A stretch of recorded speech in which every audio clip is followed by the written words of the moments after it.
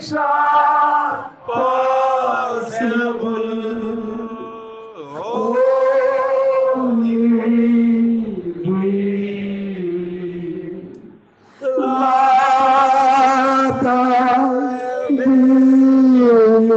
తండ్రి my Lord, and all things are possible. My Lord,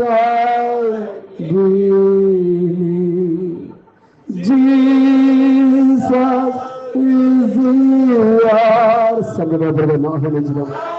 Jesus is yours,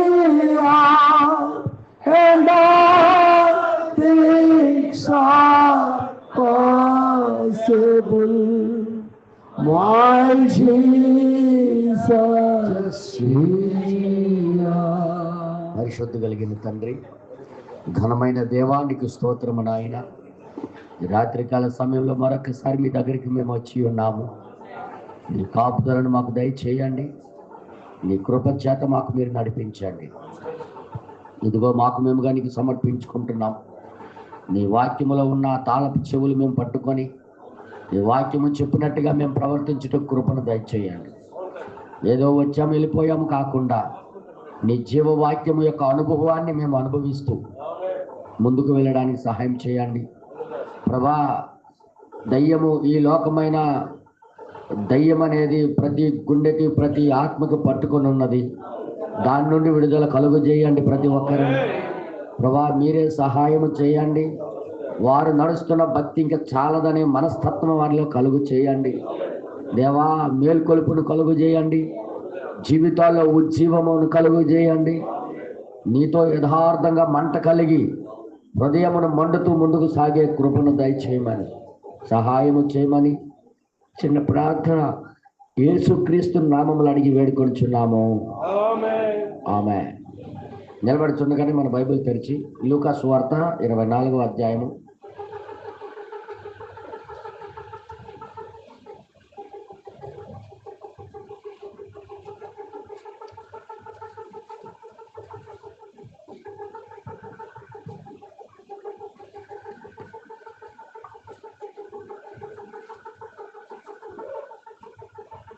నలభై 45వ వచనం నుండి 49వ వచనం వరకు మనం చదువుదాం. అప్పుడు వారు లేఖనములు గ్రహించినట్లుగా ఆయన వారి మనస్సును తెరిచి, క్రీస్తు శ్రమపడి 3వ దినమున మృతులలో నుండి లేచుననియు, యెరూషలేము మొదలుకొని సమస్త జనములలో ఆయన పేరట మారు మనస్సును పాపక్షమాపణయు ప్రకటింపబడుననియు వ్రాయబడి ఉన్నది. ఈ సంగతులకు మీరే సాక్షులు. ఇదిగో, నా తండ్రి వాగ్దానము చేసినది మీ మీదికి పంపుచున్నాను. మీరు పైనుండి శక్తి పొందు వరకు పట్టణములో నిలిచి ఉండుడని వారితో చెప్పెను. ప్రార్థన చేసుకుంటాం. పరిశుద్ధ కలిగిన తండ్రి, ఈ చదవబడిన వాక్యము ద్వారా మా అందరితో మీరు మాట్లాడండి. నీ వాక్యము సత్యమై ఉన్నది, నిత్యమై ఉన్నది. ప్రభా, సత్యవాక్యము నిత్యమైన వాక్యంతో మాకు పోషించమని చిన్న ప్రార్థన యేసుక్రీస్తు నామములో అడుగుచున్నాము. ఆమేన్. దయచేసి అందరూ కూర్చోండి.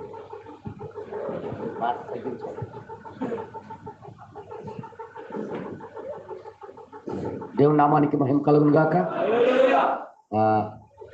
ఉదయకాల సమయంలో దేవుడు మాట్లాడిన విషయాలు అర్థమైందా? ఎన్ని విషయాలు మాట్లాడాడు అనేది మీరు చూడగలిగారా? సో ఈరోజు మరి కాస్త దేవుని యొక్క ప్రణాళికని మరి కొద్దిగా ముందుకు వెళ్దాం. మీరు బైబిల్లో చదివేటప్పుడు మైండ్, నీ మనసుతో చదివితే పనిచేయదు. అది దేవుడు మనసుతో చదివితేనే అర్థమవుతుంది బైబిల్. ఈరోజు ప్రపంచం మొత్తం బైబిల్ చదువుతున్నారు, కానీ వాళ్ళ మనసుతో చదువుతున్నారు కాబట్టి అది ఏం చెప్తుందో దాని ఉద్దేశం ఏంటో వాళ్ళకి తెలియదు. అందుకే ఇది ఒక పిచ్చి రాతల్లాగా, పిచ్చి మాటలలాగా అనిపిస్తాయి. మనిషి యొక్క హృదయం మాటలు మనిషికి తెలుసు, దేవుని మనసు యొక్క విషయాలు దేవునికి తెలుసు. కాబట్టి ఆయన విషయాలు అర్థం చేసుకోవడానికి మన మనసుతో మనం అర్థం చేసుకోలేము, అది జరగని పని. ఆయన కొన్నిసార్లు కొన్ని విషయాలు చాలా లోతుగా ఆలోచింపదగ్గట్టుగా సింబల్స్ విషయాలుగా, అంటే ఎలాగా గుర్తుల రూపంలో రాసి పెట్టాడు బైబిల్ని. ఆ గుర్తుల రూపంలో వెనకాల ఉన్న సత్యంను పట్టుకోవాలి మనం. అంతేగాని నువ్వు డైరెక్ట్గా చూడాలంటే ఇందులో ఏం దొరకదు కాదు, డైరెక్ట్ దొరకదు కూడా. తను ప్రేమించే వారికి, తను ఎన్నుకోబడిన వారికి ఈ గ్రంథము ఒక గుర్తుల రూపంలో రాయబడిన గ్రంథం. అందుకే బైబిల్లో దానియేలు గ్రంథం చదివినప్పుడు ఆ చిరుతపులు ఏంటి, ఆ ఎలుగుబంటి ఏంటి, ఆ సింహం ఏంటి అనేది వాళ్ళకి అర్థంగా. ఏదో సింహం అంటున్నాడు, ఎలుగుబంటి అంటున్నాడు, చిరుతపులు అంటున్నాడు, ఏదో రెక్కలు కలిగిన ఒక జీవి అంటున్నాడు, అది ఏంటో అనుకుంటారు. కానీ భూమి మీద జరుగుతున్న రాజ్యాల మీద రాజ్యాలు లేస్తున్నప్పుడు జరుగుతున్న సంఘటన ముందుగానే దేవుడు రాయించి పెట్టాడు ఇందులో. ముందుగానే ఇప్పుడు ఇశ్రాయేలు ఇరాన్ యుద్ధం జరుగుతుంది, ఇలా జరుగుతుందని బైబిల్లో ఉందా అంటే ఎవడు చెప్పడం. దీని తర్వాత ఏం జరుగుతుంది అనేది కూడా రాయబడిపోయింది ఇందులో. దీని తర్వాత ఏం జరుగుతుందో అది కూడా రాయబడింది. అందుకే ఇది బోధించాలంటే అదే ఆత్మ మనం కలిగి ఉండాలి. అదే ఆత్మ కలిగి ఉన్నప్పుడే ఈ విషయాలు అర్థమవుతాయి. మన ఆత్మతో అర్థం చేసుకోవాలంటే ఇది ఎవరి తరం కాదు, జరగని పని. ఇది బైబుల్ గుర్తుల పుస్తకం. అన్ని విషయాలు, ప్రపంచంలో జరిగిన విషయాలన్నీ కూడా గుర్తుల రూపంలో దేవుడు దాచిపెట్టాడు. ఆ గుర్తులని మనము చాలా జాగ్రత్తగా గమనించాలి, ఆ గుర్తులని జాగ్రత్తగా పట్టుకోవాలన్నమాట. హల్లెలూయా. దయచేసి మీరందరూ కూడా ఆ యొక్క గుర్తుల్ని చదివేటప్పుడు ప్రార్థన చేయండి. దీని విషయం ఏంటి ప్రభువా, మాకు సాయం చేయి, మాకు బోధించు, మాకు తెలియచేయి, మేము కూడా బాగా బ్రతకాలనుకుంటున్నామని ప్రార్థన చేసి చదివితే దేవుడు సహాయం చేస్తాడని నేను నమ్ముతున్నాను. ప్రతి ఒక్క విషయం వెనకాల దేవుని యొక్క భావం దాగి ఉంది. శిష్యులకి 3.5 సంవత్సరాల నుండి ఆయన చెప్తూనే ఉన్నాడు, నేను చనిపోయిన తర్వాత 3 రోజుల్లో లెగుస్తానని. వాళ్ళు ఏమైనా గ్రహించారా? పట్టుకున్నారా? మా దేవుడు 3 రోజుల్లో చనిపోయి లెగుస్తాడు, మాకేం బాధ లేదు అని ఎవ్వడని ఒక్కడ అన్నాడా?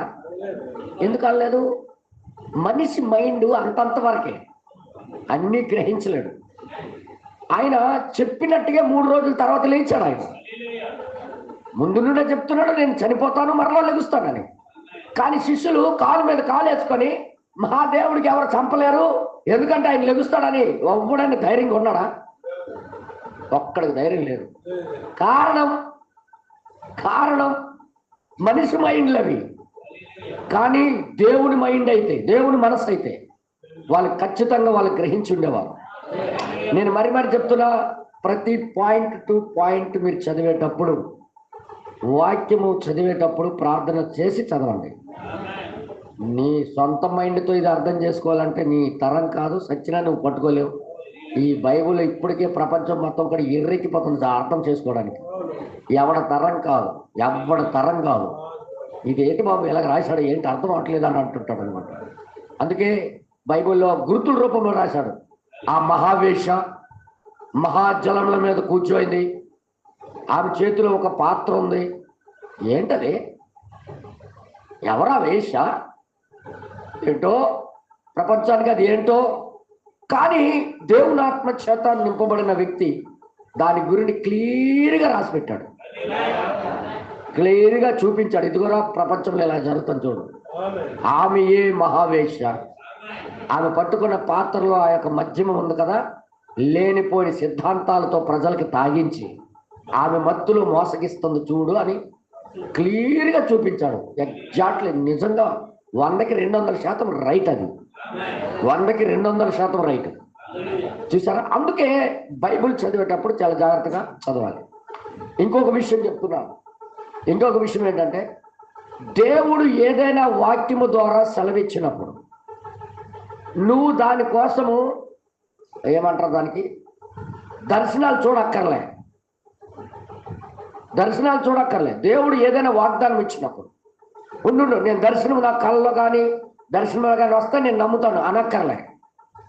ఖచ్చితంగా ఆయన అన్నాడు కాబట్టి నువ్వు దర్శనాలు ఉపవాసాలతో ఎదురు చూడక్కర్లే, నమ్మి ముందుకు ఎదురు చూస్తూ వెళ్ళిపోవాలి. ఈ మాట మీకు అర్థం అయ్యేటట్టుగా చెప్పాలంటే కొద్ది నిమిషాలు పడుతుంది, ఇది అర్థం అవ్వాలంటే కూడా కొద్ది నిమిషాలు పడుతుంది. దయచేసి మీరు వినండి. ఎలీషాకి ఏలియా ఒక మాట అన్నాడు, 2 అంతుల ఆత్మ నీది కావాలని అడిగాడు ఆయన. ఎలీషా ఏలియాకి వెళ్ళిపోతున్నప్పుడు 2 అంతుల ఆత్మ నాకు కావాలన్నాడు. నువ్వు అడిగింది కష్టతరమే, కానీ ఒక షరతు ఉంచాడు. నేను వెళ్ళిపోతున్నప్పుడు నీకు కానీ నాకు చూడగలిగితే, నీకు కనిపిస్తే, నువ్వు అనుకున్నది నీ మీదకి వచ్చేస్తుంది, నువ్వు పొందుకోవచ్చు అన్నాడు. దాని గురించి నువ్వు ఉపవాసం చెయ్యు అని చెప్పలే, ఎందుకంటే వాగ్దానం అది. దేవుడు ఏదైనా వాగ్దానం చేసినప్పుడు దాని గురించి మనము సందేహించకూడదు, ఎదురు చూసి ముందుకు వెళ్ళిపోవాలి. ఇది దేవుడు మాట్లాడారు కాబట్టి అది జరిగి తీరుతుంది. భూమి ఆకాశం గతించిన ఆయన మాటలు గతించవు కాబట్టి అది పక్కా నెరవేరుతుంది అంతే. మనిషి మాట అనుకో, ఈరోజు ఒక మాట రేపు ఒక మాట, ఈరోజు ఒక మాట ఎల్లుండి ఒక మాట.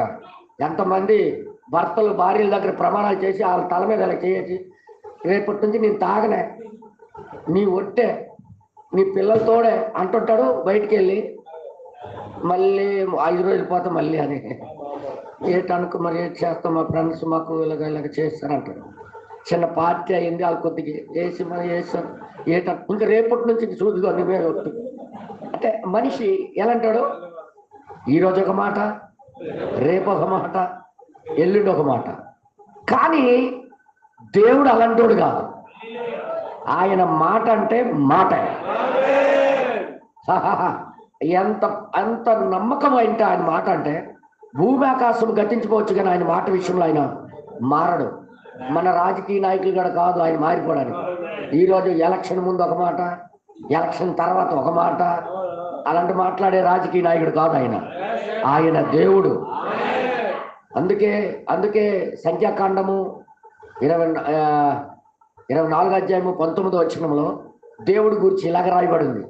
ఏం రాయబడింది ఒకసారి చదవండి బ్రదర్, చదవండి. 23 అధ్యాయం 24 వచనమా? మీరు ఎప్పుడు ఇలాంటివి 19 ఓకే, 23:19 ఓకే. దేవుడు అబద్ధమాడుటకు, మెల్లి చదువు ఓకే, కొద్ది దూరం పెట్టి సౌండ్ పెంచుతారా ఏంటా? ఓకే. దేవుడు అబద్ధమాడుటకు, దేవుడు అబద్ధం ఆడటానికి ఆయన మానవుడు కాడు. అచ్చా, పశ్చాత్తాపడుటకు, ఐఎమ్ సారీ నేను చేయలేకపోయాను మీకు అన్నాను కానీ నేను చేయలేకపోయాను అనడానికట నరపుత్రుడు కాదు. ఆయన నరపుత్రుడు కాడు. అంటే మనిషి మాత్రం బాధ్యతలు అయితే ఆయన చెప్పి చేయకుండునా, ఆయన చెప్పిన తర్వాత చేయకుండా మానేస్తాడా? ఆయన మాట ఇచ్చి స్థాపింపకుండునా. అందుకే ఆయన మాట పట్టుకొని చచ్చిపోవచ్చు మనం, ఎందుకంటే ఆయన అబద్ధం ఆడ జాలడు. వాళ్ళు బ్రతుకున్నప్పుడే చెప్పాను నేను 3 రోజుల్లో లెగుస్తానని. లేచాడా లేదా? మళ్ళీ కలిశాడా లేదా? వాళ్ళతో చెప్పినట్టుగా చేశాడా లేదా? దేవుడు అబద్ధం ఆడటానికి నరుడు కాదయ్యా. మన ముఖ్యమంత్రులు ఏమంటారు, నేను వచ్చిన తర్వాత ఇంటికి ఒక జాబ్ ఇచ్చేస్తానంట. ఉన్న జాబులు చింపేశారు, మనం జాబ్ ఇవ్వడం పక్కన పెట్టు, ఉన్న జాబులు లాగేశారు చేపట్టి. జాబు సంగతి తర్వాత, ముందు ఒక మాట తర్వాత మాట. కానీ దేవుడు అలాంటోడు కాదు. దేవుడు మాట అంటే మాటే. నీకు నేను రక్షిస్తానంటే రక్షిస్తాడు ఆయన, నీకు బాగు చేస్తాడంటే బాగు చేస్తాడు ఆయన, నీకు పాపము నుండి తీసేస్తాడంటే తీసేస్తాడు ఆయన. అది ఎంత పెద్ద ప్రాబ్లం ఉండే అది ఆయన తీసేయగలడు ఆయన.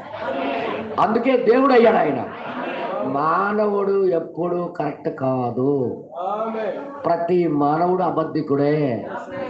బ్రదర్, మరి మా రాజాకు మళ్ళీ బాబు అంటాడు, చూసుకో ఒకసారి ఓ ఎదుగు చూడు, ట్యాక్స్ యథార్థంగా కడతాడో లేదో నీకే తెలుస్తుంది.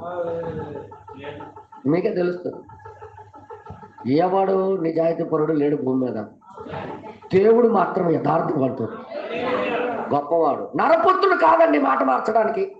అందుకే ఆయన వాగ్దానం ఇచ్చినప్పుడు నువ్వేమి సందేహించిన అవసరం లేదు. అది వాక్యం మీద ఆనుకునే పద్ధతి. అబ్రహాముకి దేవుడు వాగ్దానం ఇచ్చాడు. ఎంత వయసు అయింది? 75 సంవత్సరాలు. 75 సంవత్సరాల వయసులో ఆయనకి పిలిచి నీకు సంతానం ఇస్తాను, నీ సంతానం ద్వారా లోకానికి దీవిస్తాను అన్నాడు. ఎవరైనా నమ్ముతాడా? పలకవే 75 సంవత్సరాలు అప్పుడు మాట ఎత్తున్నాం. వయసు అప్పుడు నుండి నేను మా భార్యతో కలిసి ఉంటాను, ఎప్పుడు పిల్లలు పుట్టలేదు.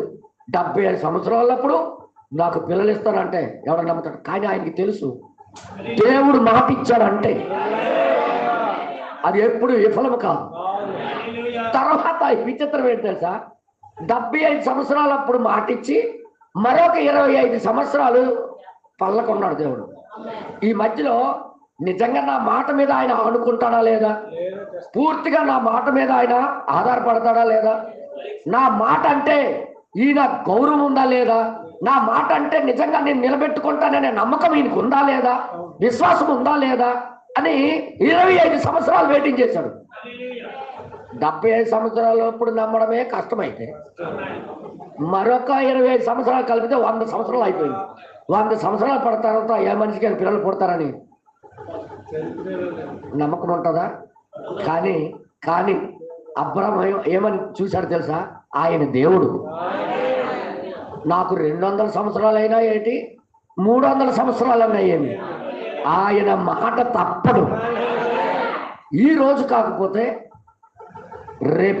రేపు కాకపోతే ఎల్లుండి కానీ మొత్తానికి తన మాట తన నిలబెట్టుకుంటాడు అనే దేవుడి యొక్క వాగ్దానం మీద నమ్ముకొని నడిచే వ్యక్తి.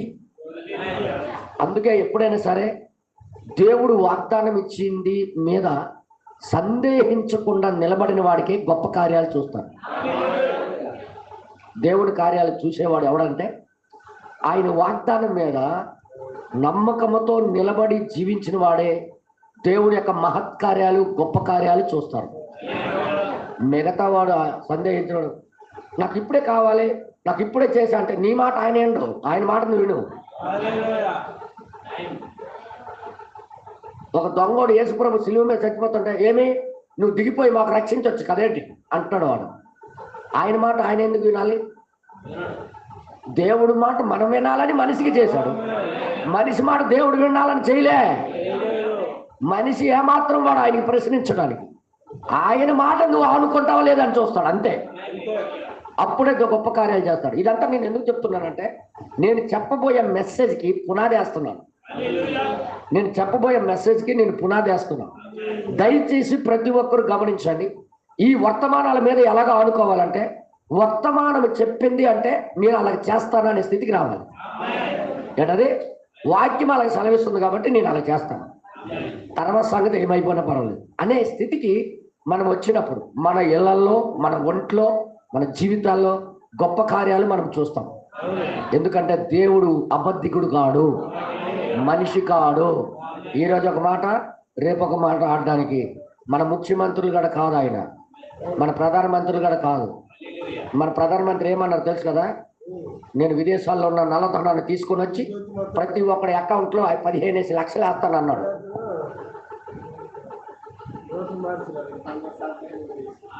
సరదా అయిపోయి గుద్ది సరే ఓట్లు తీరమో ఏటంటా అని గురినే ఎత్తట్లేదు. విలేకరులు అడుగుతున్నారు, నువ్వు నల్లధనం తీసుకొని వస్తానన్నావు ఏమైంది అంటే విలేకరులు ఏమంటారు? విలేకరు అడిగిన ప్రశ్నకి చూడండి, మనము చాలా అభివృద్ధిలోకి వెళ్ళిపోయాము. మేము అడుగుతుంది నువ్వు చెప్తుంది, వీళ్ళు అడుగుతున్న నల్లధనం ఏమైందని అడుగుతున్నారు. ఇంకో మాట అన్నాడు, నేను ప్రధానమంత్రిగా నాకు భావించొద్దు, నేను ఈ దేశానికి చౌకీదార్ అంటే తెలుసు కదా, సేవకుడు కాదయ్యా, కాపలా రాత్రిపూట గురకాలాగా నేను కాస్తాను అన్నాడు. దేశానికి కాస్తున్నాడా? దాని మీద ఒక అతను పాడాడు, చౌకీదారు ఎక్కడికి వెళ్ళిపోయాడో తెలియదు, దేశంలో నుండి ఉగ్రవాదులు దూరిపోతున్నారు అనుకుంటే ఒకటి పాడాడు అనమాట. అంటే మనుషులు తప్పు మాట్లాడతారు, కానీ దేవుడు మాత్రం జరగని పని ఆయన మాట ఇచ్చాడంటే మాట తప్పనివాడు. మీకు తెలుసా, అబ్రహాము దగ్గర ఒకరోజు ఆయన వచ్చి ప్రమాణం చేసుకొని చెప్పాడు, నీకు దీవిస్తాను, నీ సంతానానికి దీవిస్తాను. ఇంక చూడు, ఆ టైంలో పిల్లడు పుడతాడని నమ్మడమే కాకుండా ఇంకా ఆ పుట్టిన సంతానానికి కూడా వాగ్దానం ఇచ్చాడు. ఇంకా విచిత్రం చూడండి, ఆదికాండం 15వ అధ్యాయం మీరు చదివితే అందులో అబ్రహాంకి దేవుడు ప్రమాణం చేస్తున్నాడు. అప్పటికే పిల్లలు లేరు ఈయనకి పుట్టడమే ఘనం అంటే ఇంకా పుట్టిన తర్వాత ఆ పిల్లలకి నేనేం చేయబోతున్నానని చెప్తున్నాడు దేవుడు. ఆయన చెప్పినట్టుగే, ఆయన పలికినట్టుగే ఆ సంతానానికి 400 సంవత్సరాలు. చూడండి ఒకసారి, మీరు చదవండి. బానిసత్వంలో వాళ్ళు 400 సంవత్సరాలు ఎందుకు ఐగుప్తులు బానిసలుగా ఉన్నారో మీకు అర్థమవుతుంది. 15వ అధ్యాయము తీసి చదవండి కదా, ఆదికాండం 15వ అధ్యాయము. ఇవి జరిగిన తరువాత యెహోవా వాక్యము అబ్రామునకు దర్శనమందు వచ్చేసి అబ్రామా భయపడకు, నేను నీకు కేడము, నేనే నీకు కేడము అంటే రక్షణ కలిగిన వాడిని, నీ బహుమానము అత్యధికమగునని చెప్పాను. ఏమని దీవిస్తున్నాడు? నీ బహుమానము మాట ఇచ్చింది ఎవరు? ఎవరికి? అబ్రహాముకి. చూడండి, ఒక్క మాట కూడా ఆయన ఫెయిల్ అవ్వలేదు. ఒక్క మాట కూడా. ఆయన ఇచ్చిన ప్రతి మాట మనిషి పట్ల జరిగించాడు. కానీ మనిషి ఆధారపడవలసింది ఏంటో తెలుసా? ఆయన మాట చెప్పాడు కాబట్టి అది జరుగుతుందని ఎదురు చూడటమే. అది లెక్క. ఆయనకి ఇచ్చిన మాట ప్రతిదీ కూడా తూచా తప్పకుండా జరిగింది. అందుకే బైబిల్ పవిత్ర గ్రంథం అయింది. ఏం చెప్పనా? ఇందులో చెప్పిన ప్రతి మాట నెరవేరాయి. ఒక్కటి కూడా మిస్ అవ్వలేదు. ఒక్కటి తప్పిపోయిందని ఎవడని చెప్పమను. ఇంత గ్రంథములో ఒక్క మాట దేవుడు ఇక్కడ అన్నాడు, ఇక్కడ చేయలేదని చూపించమని ఎవరికి ఎంత దమ్ముంటాడు? ప్రపంచంలో ఎవడో చూపించలేడు. ఎందుకంటే ఇది దేవుడు పలికిన మాటలు కాబట్టి. తర్వాత ఇక్కడ ఏమంటాడు చూద్దాం. తర్వాత అందుకు అబ్రాహాము ప్రభు అయిన యెహోవా నాకేమి ఇచ్చినను, ఏమి నాకు ఎంతగా ఆశీర్వదించినా ఎందుకు డబ్బు ఉంది, నేను సంతానం లేని వాడనే పోతున్నానే. నాకు సంతానం లేదయ్యా, నువ్వు 12 అధ్యాయులు పిలిచావు, ఇన్ని సంవత్సరాలు అయింది, నాకు సంతానం లేదని బాధపడుతున్నాడు ఆయన. దమస్కు ఎలియాజరే నా ఇంటి ఆస్తికర్త యగును కదా. పని మనిషే నాకు ఇంటికి ఆస్తికర్త అయిపోతాడని అంటున్నాడు. అరే బాబు, అలా కాదు, నా మాట అలాంటిది కదా కాదు, నీకే పుడతాను. ఎన్ని సంవత్సరాలైనా ఇదే మాట అంటున్నాడు ఆయన. అవును, దేవుడు మాట తప్పడని ఆయన గుర్తు చేస్తున్నాడు ఆయన. తర్వాత 17వ అధ్యాయంలోకి వచ్చాడు.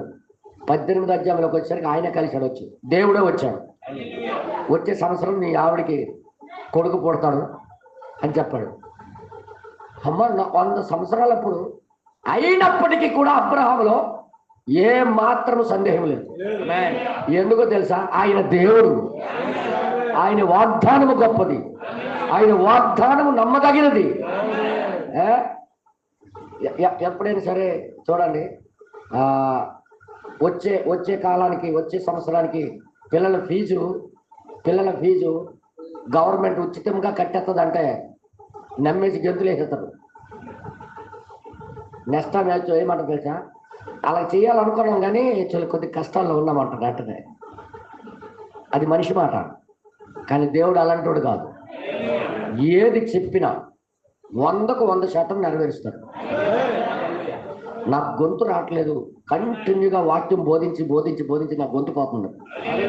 మా వాళ్ళు సౌండ్ సిస్టమ్ కొద్దిగా ఎత్తరు, అది వద్దులే, అదే ఉంచే, దీనికి కొద్దిగా ఎత్తున ఆయన కొద్దిగా. హల్లెలూయా, కొద్దిగా హెల్ప్ అవుతుంది, మరేది కాదు. దేవుడు నామానికి మహిమ కలుగును గాక. వింటున్నారా? దేవుడు మీ ఆయన లాంటి వాడు కాదు.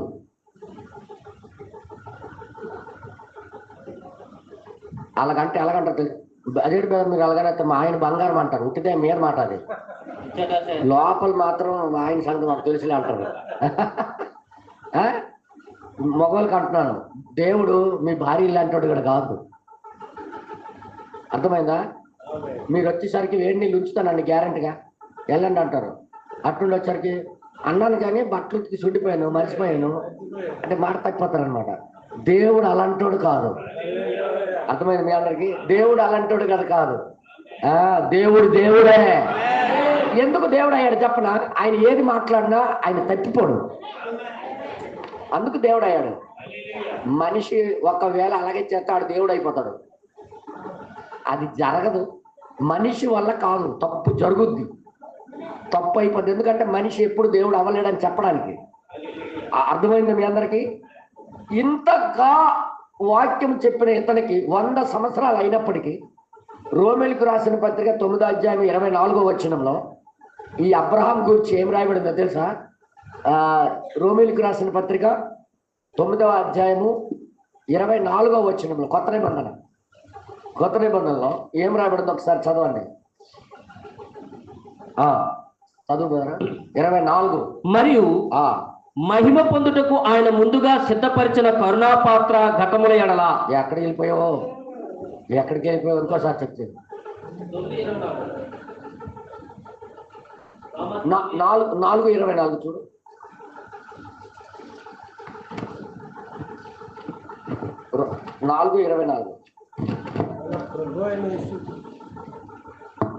నేనే చూస్తాను, ఉండండి. లేదా 9:24 అనుకుంటా. నాకే కనిపించేసేస్తారనమాట. మీరు మామూలు వాళ్ళు కాదు నాయనో. బాబోయ్, నేను చెప్పింది కరెక్టే కానీ నాకు కనిపించేసేస్తాంటారు. నేనేం చేయను, నేను చెప్పింది రైటే. ఓకేనా? పోలే, పేజీలు తప్పు, పుస్తకాలు తప్పు అని అంటారు కదా. చదవండి 9:24. నీ చదవాలి, మీరు చదువుతారా?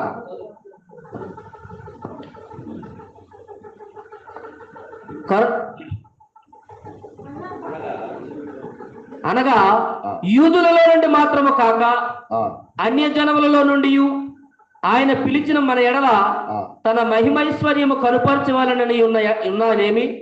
ఆ ప్రకారము నా ప్రజలు కాని వారికి నా ప్రజలనియు, ప్రియురాలు కాని దానికి ప్రియురాలనియు పేరు పెట్టుదును. మరియు జరుగునదేమనగా మీరు నా ప్రజల కారిని ఏ చోట వారితో చెప్పబడి 4వ అధ్యాయం 18వ వచనం నుండి చదువుదాం. 4వ అధ్యాయం 18. కావున ఆయన ఎవరిని కనికరింపగోరును. బ్రదర్ ఎక్కడ చదువుతాడు? రోమిలకు రాసిన పత్రిక 4వ అధ్యాయము 18వ వచనం అంటున్నాను. ఏమైపోయింది ఈ రోజు ఏమైపోయింది అసలు? నీ సంతానం ఎలాగ ఉండునని ఇప్పుడు ట్రాక్ లోకి వచ్చాం. చెప్పిన దానిని బట్టి తాను అనేక జనములకు తండ్రి అగునట్లు. ఇంకేమని దీవించాడు ఆయన? అనేక జనాలకి నువ్వు తండ్రి అవుతావు. అబ్రహాం నిరీక్షణకు ఆధారము లేనప్పుడు, నిరీక్షణకు ఆధారము లేనప్పుడు అతడు నిరీక్షణ కలిగి నమ్మెను. ఎందుకు? ఎలా నమ్మాడు? దేవుడు ఆయన చెప్పినాడు, మనిషి కాదు. ఏది నిరీక్షణ లేకపోయినప్పటికి కూడా, ఏది ఆధారం లేకపోయినప్పటికి కూడా దేవుడు అన్నాడు కాబట్టి నమ్మాడు. దేవుడి మీద అంత నమ్మకం ఆయనకి. మరియు అతడు విశ్వాసమునందు బలహీనుడు కాక రమారమి 100 వయస్సు గలవాడై ఉండి 100 వయసు కలిగిన వాడై ఉండి అప్పటికి తన శరీరము మృతతుల్యమైనట్టుగా సారా గర్భము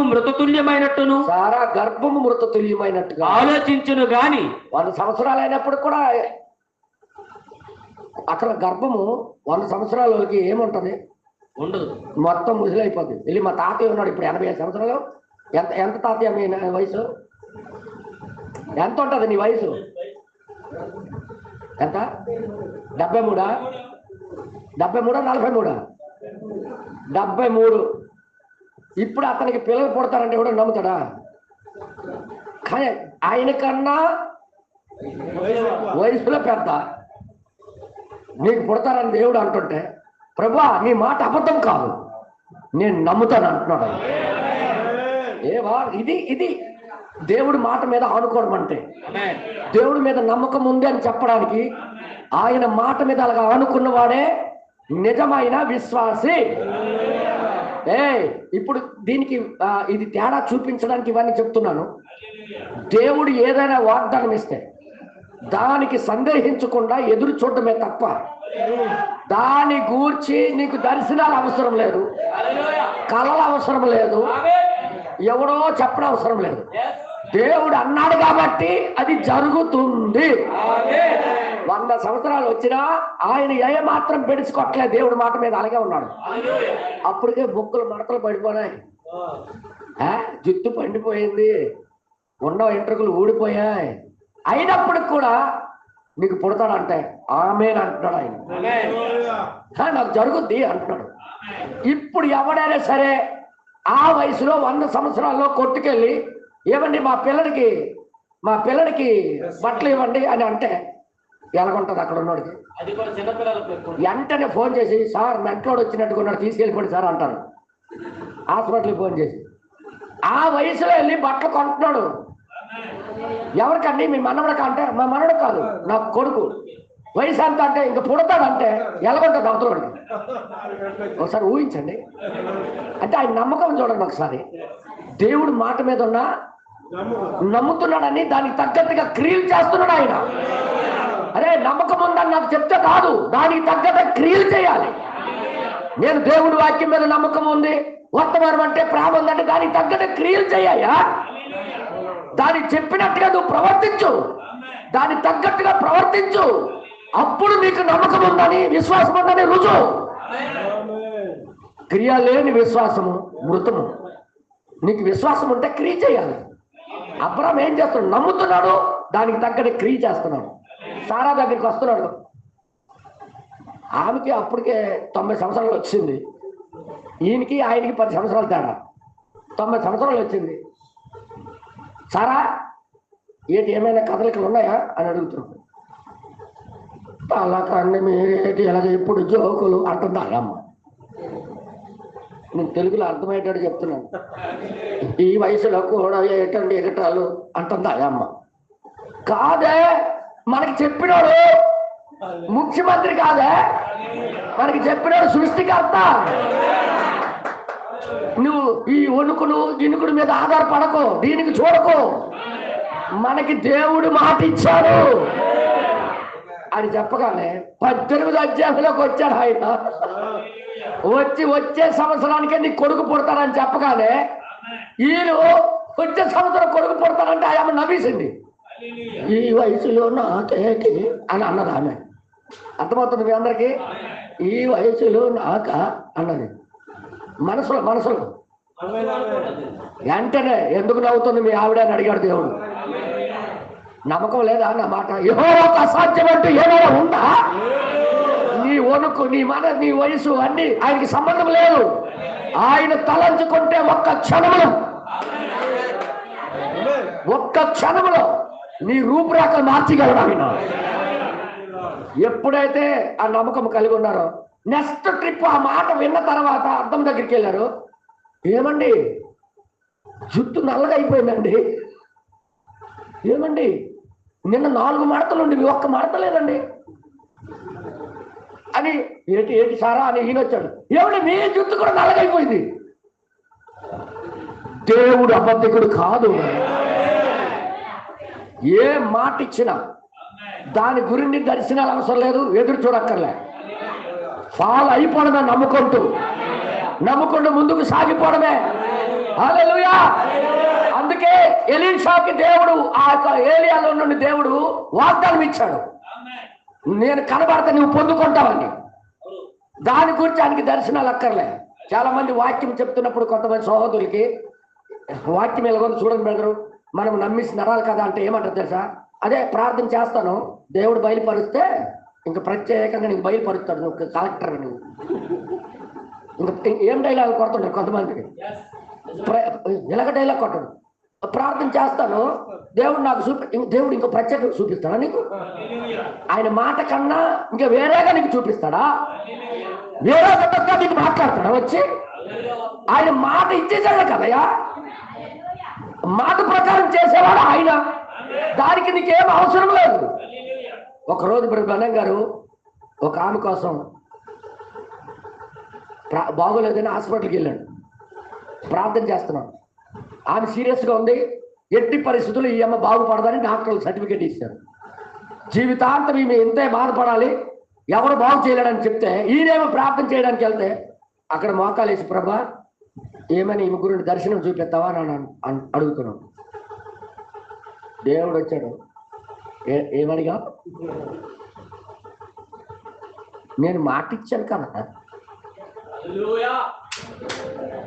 నేను నా గాయాల ద్వారా మనుషులకి స్వస్థత నేను ఇచ్చేసాను అంటే దర్శనం ఎందుకు? ఏదైనా దర్శనాలు గిర్శనాలు ఉండవు. ఇంకా ఆయన మాట అంటే మాట. ఎంతమందికి అర్థమైంది? కానీ మనిషి ఏమడుగుతుంటారంటే దర్శనాలు అడుగుతుంటారు. అది నేను పొందుకుంటానని గ్యారెంటీ ఏంటి? అది నాకు వస్తుందని గ్యారెంటీ ఏంటి? నాకు ఇలాంటివి ఏమి చూడకను. ఆయన దేవుడు అన్నాడంటే నమ్మి దానికోసం ముందుకు వెళ్ళిపోవడమే. గట్టిగా చెప్తారా? మైండ్లోకి లోకం దూరిపో ఆలోచింపి ఎక్కడికో వెళ్ళిపోతున్నారు. రేపు గ్యాస్ అయిపోయింది ఏడు చేయాలని అనుకుంటున్నారేంట? అవేమి పెట్టుకోకండి. వాక్యం ఏమి సెలవిస్తుందో దాని మీద వీళ్ళకి ఏమని మాట ఇచ్చాడు లెగిసి వచ్చిన తర్వాత, నాకు ఏ ఆత్మ అయితే లేపిందో అదే ఆత్మ మీకు ఇస్తా. మీరెళ్ళి ఎదురు చూడండి, మీరు కూడా పొందుకుంటారు పో అన్నమాట. మీరెళ్ళి ఉపవాసం ఉండండి, మీరెళ్ళి దర్శనాలు చూడండి అని చెప్పలే. నేను మాట ఇస్తున్నా, మీరు ఎదురు చూడండి, అది మీరు పొందుకుంటారు. అది ఎవరు మాట్లాడారు? దేవుడు. ఎవరితో మాట్లాడారు? శిష్యులతో. మీరు లాగుతేనే వస్తుంది ఏదైనా. కదా నిజంగా మేము ఎంత అవసరంలో ఉన్నామో తెలుసా? మేము టీ తాగడానికి టీ ఉంటే బాగుందంటే పనిచేయదు కాదు. పక్కన ఆవు ఉంది, పాలు తీయాలి ముందు. మీరు లాగితే కదా.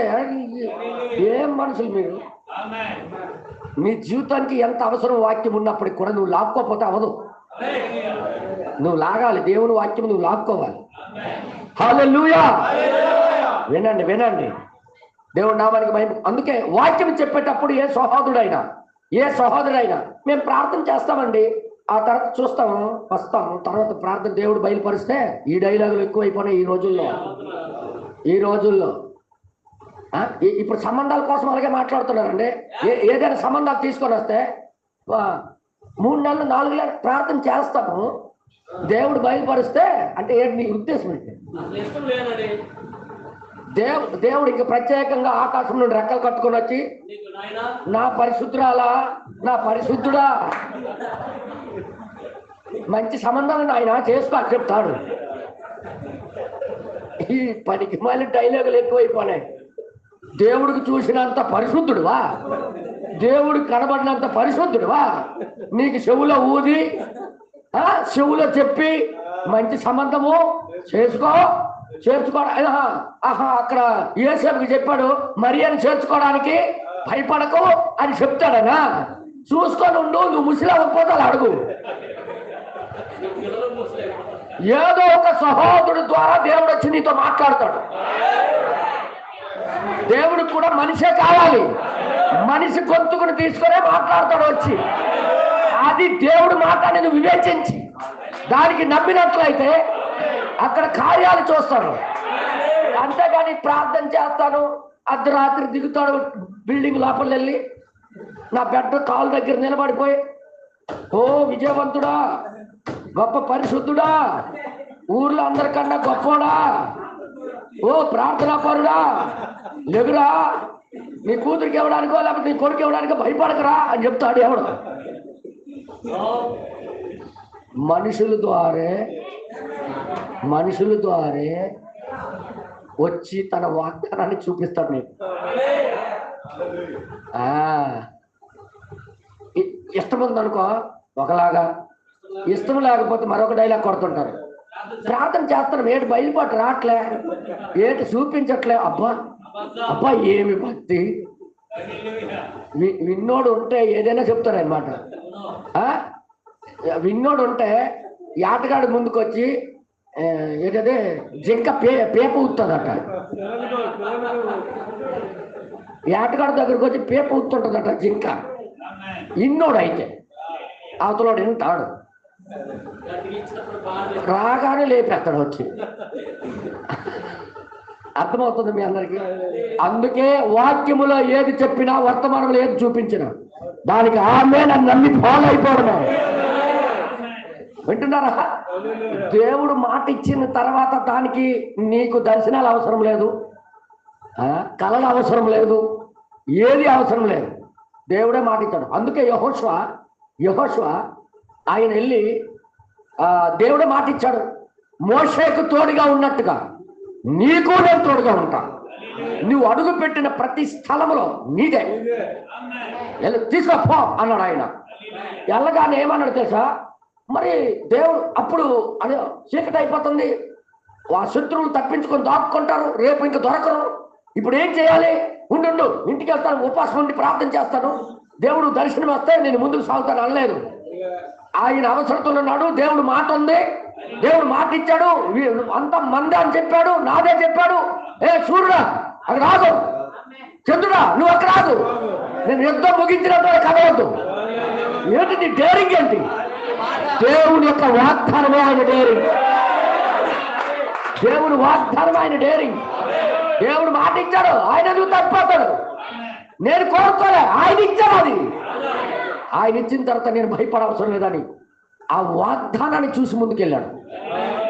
అందుకే ఇప్పుడు ఎలీషాకి ఏ దర్శనాలు అక్కర్లేదు, రెండంతల ఆత్మ పొందుకోవడానికి ఏ దర్శనం అక్కర్లేదు, ఏ కళలు అవసరం లేదు. ఈరోజు 40 ఏంటంటారు, ఏమంటారు, ల్యాంట్ డేస్ అట ఇంగ్లీష్లో, తెలుగులోని ఉపవాస దినాలట. ఎప్పుడైనా దేవుడు 40 రోజులు మీరు చేయండి అన్నాడా? ఈ 40 రోజులు వెనకాల సీసీ కెమెరాలు పెడితే వీళ్ళు 40 రోజుల సంగతి తెలిసిపోతుంది. తెలుసా మీకు? పొగులల్లా మామూలుగా ఉంటారు, సాయంత్రం పీకపోయి మెక్కేస్తారనమాట. ఇది ఉపవాసం ఎలాగవుద్ది? దేవుడు లాగా మంచి నీళ్ళు కూడా ముట్టుకోకుండా నువ్వు 40 రోజులు రాత్రి పగలు ఉంటే టపాకట్టి. పొట్టి శ్రీరాములు 38 40 రోజుల దగ్గరికి వచ్చాడు, అవుట్ అయిపోయాడు. తెలుసా మీకు? రాష్ట్రం కోసం ధర్నా చేసి, ఆంధ్ర రాష్ట్రం కోసం ఆయన నిరాహార దీక్ష చేశాడు. 40 రోజులు ఏడు ముట్టుకోసరికి టపాకట్టేశాడు. ఇప్పుడు బలంగా చెప్తున్నాను, ఎవరి తరం కాదు ఏ శైలిలాగా ఉండడం. వీళ్ళు ఉన్నారంటే మేము నమ్ముతాం, మాకేడు కాదు, చెవుల పువ్వులు ఉన్నాయి, మేము నమ్మేస్తాం. 41వ రోజు పీకల పోయి తాగేస్తారు. ఏమైపోయాడు? ये क्या है? ये దయ్యము है. అదేంటది? దయ్యాలు దేవుడు లాగా అవతారం ఎత్తాయి, కానీ కాదు, దేవుడు దేవుడే. వింటున్నారా? ఇప్పుడు వాక్యానికి ఎలా నమ్మాలి మనం? వాక్యము ఒకటి సెలవిచ్చింది అంటే దాని గురించి నువ్వేమీ చెయ్యక్కర్లా, అది అలాగ నువ్వు నమ్మి నిలబడితే చాలు, దేవుని కార్యాలు చూస్తావు. హల్లెలూయా. అబ్రహాం చూసాడా లేదా? నేను ఇక నా సబ్జెక్టులోకి రాలేదు. అబ్రహాం చూసాడా లేదా? ఇప్పుడు శిష్యులకి ఏం చెప్తున్నాడు ఇక్కడ? మనం లూకా సువార్తలో చదివాము. మీరు ఏం చేస్తారంటే, నాకు లేపిన ఆత్మ, మృతుల్లో నుండి నాకు లేపిన ఆత్మ మీకు లేపుతాడు. మీరేం చేయాలంటే పట్టణంలో యెరూషలేములో ఉండండి. యెరూషలేము మొదలుకొని సమస్త జనములలో ఆయన పేరట మారు మనస్సును పాపక్షమాపణయు ప్రకటింపబడుతుంది కాబట్టి రాయబడి ఉన్నది. ఈ సంగతులకు మీరే సాక్షులు. ఇదిగో నా తండ్రి వాగ్దానం చేసినది మీ మీదకి పంపుతున్నాను. నా తండ్రి వాగ్దానం చేసింది మీ మీదకి పంపిస్తున్నా. మీరు పైనుండి శక్తి పొందు వరకు. తండ్రి ఎక్కడ వాగ్దానం చేశాడు? యోవేలు గ్రంథం 2:28 వచనంలో తండ్రి వాగ్దానం చేశాడు. ఆ తండ్రి వాగ్దానం చేసింది, నా యొక్క ఆత్మ చివరి దినాల్లో మీకు ప్రశ్న రావట్లేదు. నేను అన్న మాటకి మీకు ప్రశ్న రావాలి. నా ఆత్మ చివరి దినాల్లో మీ మీద, నా తన కుమారుల మీదను కుమార్తెల మీదను కుమ్మరిస్తానని చెప్పాడు. ఒకసారి యోవేలు గ్రంథం 2:28 వచనం చదవండి ఒకసారి, ఎందుకంటే మీకు మొఖాలు చూస్తున్నారు కాబట్టి మీకు చదివించాలి లాక్కులు. నాకైతే అవన్నీ గుర్తున్నాయి. మీరు యోవేలు రాసిన గ్రంథం 2వ అధ్యాయము ఏషియా తరచు చూడన్నా తీసారా? 2:28 తరువాత నేను సర్వజనుల మీద నా ఆత్మను కుమ్మరింతును.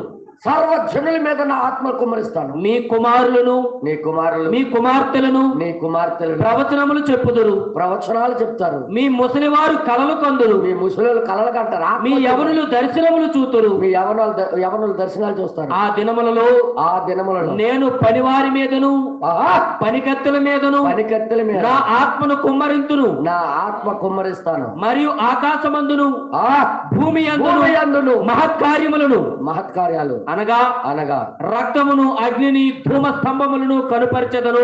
హల్లెలూయా. ఈ వాగ్దానం ఇచ్చాడు కాబట్టి ఇది మీ పట్ల జరుగుతుంది అనుకొని వారికి చెప్తున్నాడు యేసయ్య. ఇలా వాగ్దానం ఇచ్చాడు, ఆత్మ మీ మీదకి వస్తుంది, యెరూషలేములో ఉండండి అన్నాడు. వీళ్ళు వెళ్ళి ఉపవాసం ఉంటారా?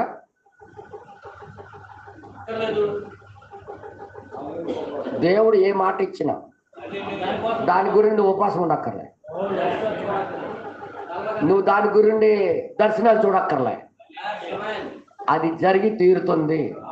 నువ్వు నమ్మి నిలబడితే చాలు. నమ్మి నిలబడితే చాలు. ఏంటది? ఇప్పుడు చెప్పండి. ఒకవేళ నీకే ఏదో రోగం వచ్చిందనుకో, దేవుడు ఏం చెప్పాడు? నువ్వు రోగగ్రస్తుడు అయితే సంఘ పెద్దలు పిలిపించి నూనె రాసి ప్రార్థన చేసుకో, అప్పుడు నీకు స్వస్థత లభిస్తుందని బైబిల్ చెప్పింది. మనుషులు చెప్పలే, బైబిల్ చెప్పింది.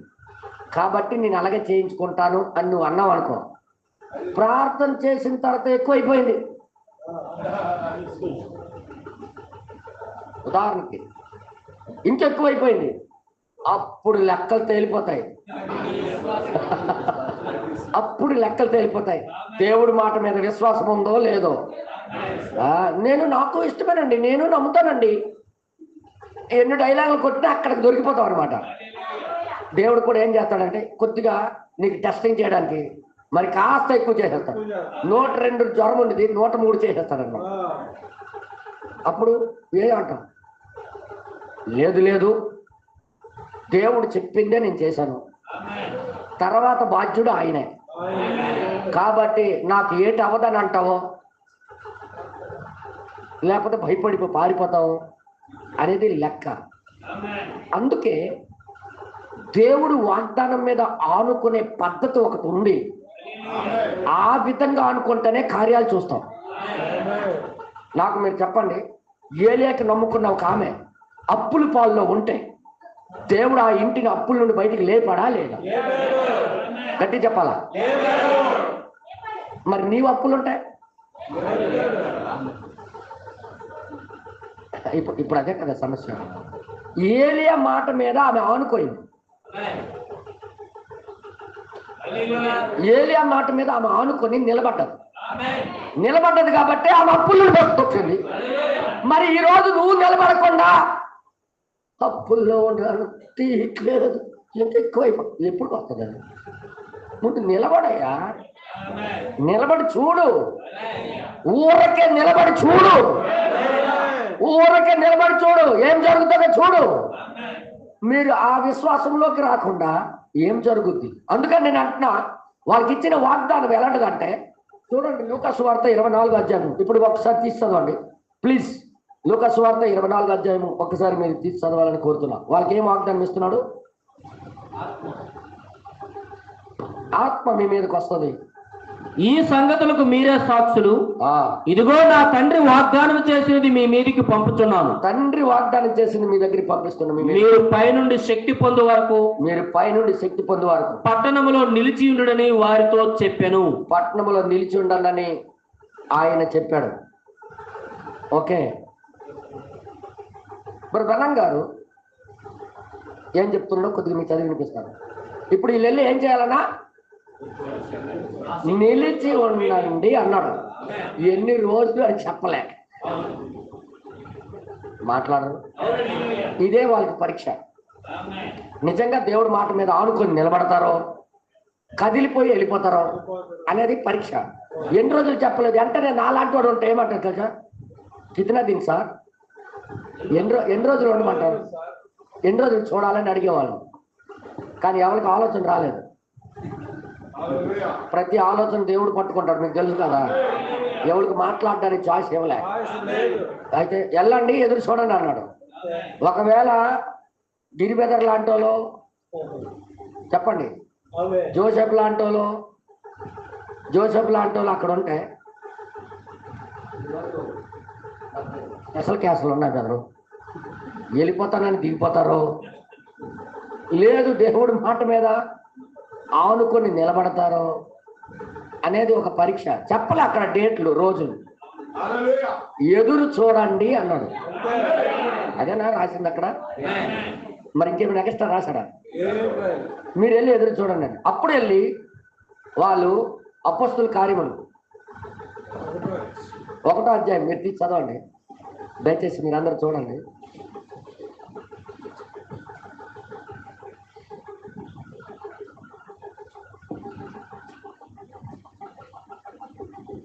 అప్పుడు వెళ్ళగానే మీరు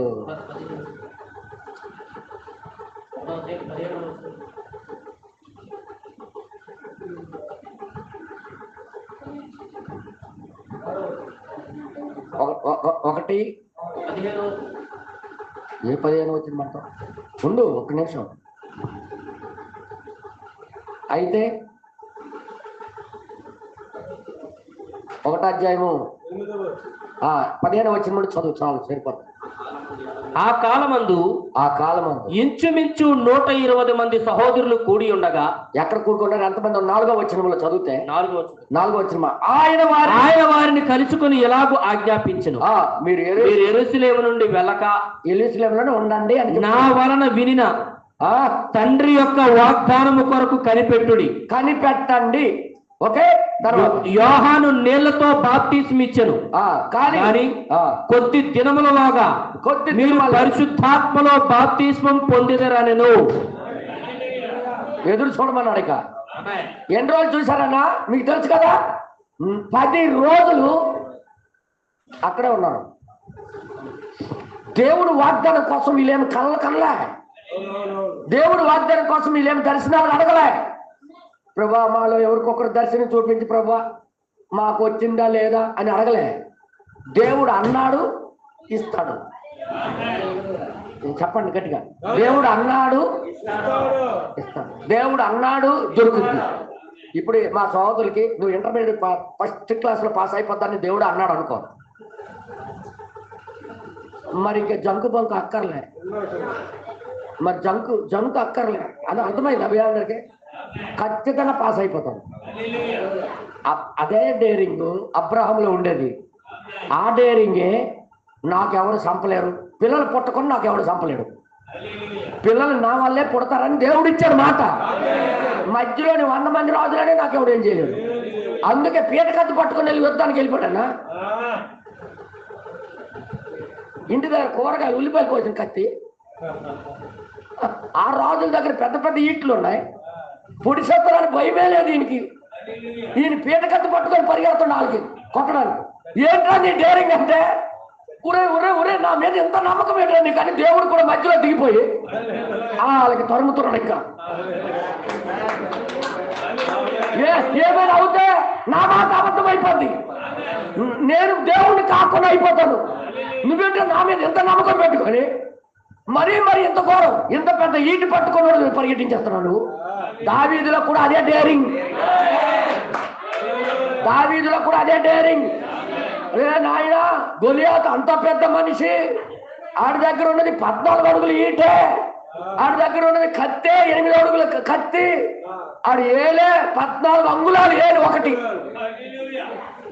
అంత పెద్ద మనిషికి ఇంత పిల్లాడు వెళ్ళి కర్ర పట్టుకొని వెళ్ళిపోయి కొట్టడానికి వెళ్తాడు అంటే అర్థం ఏంటి?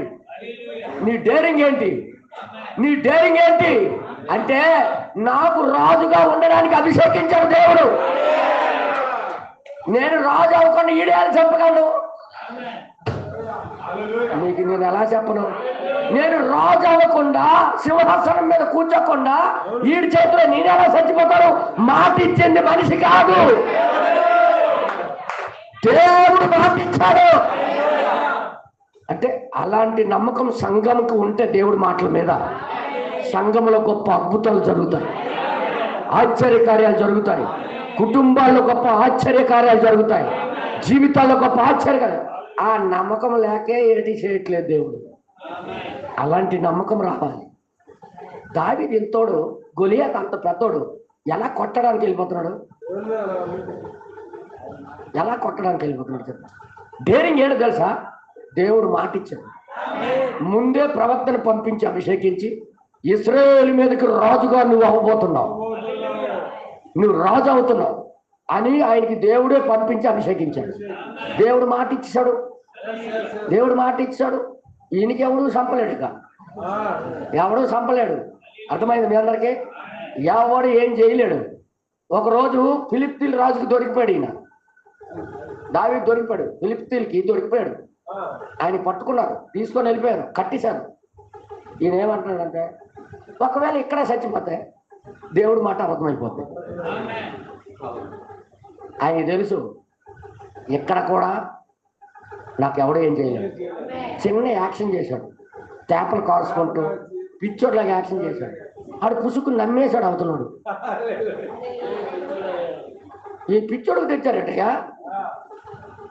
పిచ్చోడుకు తెచ్చారు, వదిలే ఇలాంటోడికేటి అని వదిలేశాడు ఆయన.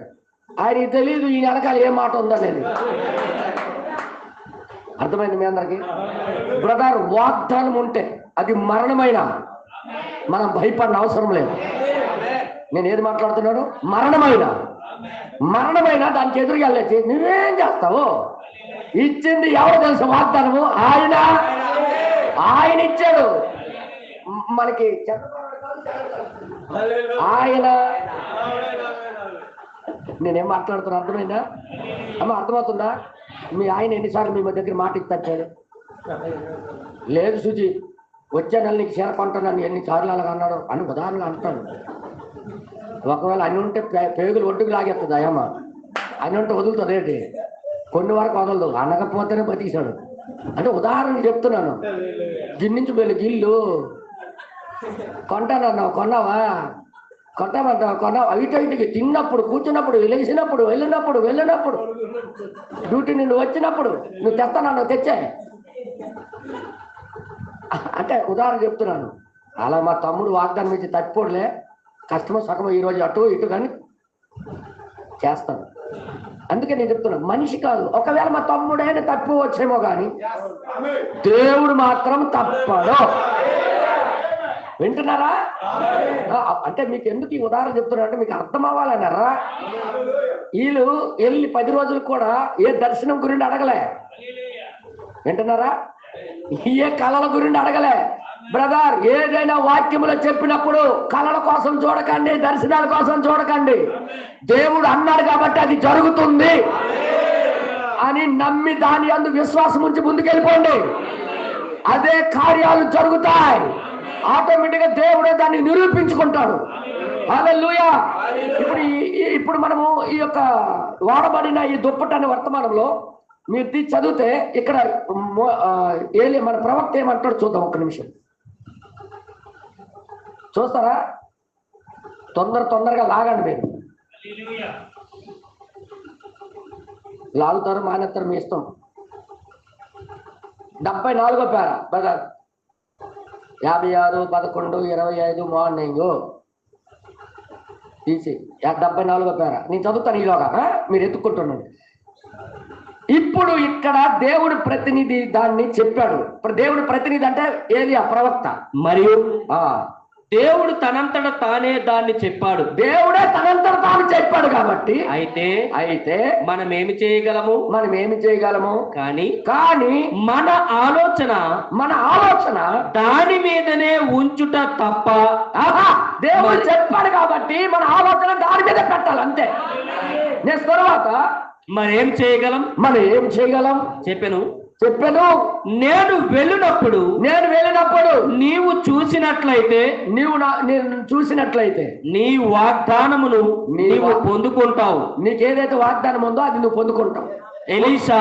ఎలీషా తన కళ్ళను ఏలియా మీద ఉంచాడు. ఎట్టి పరిస్థితులు అటు ఇటు చెప్పలే, ఏలియా మీదే ఉంచాడు.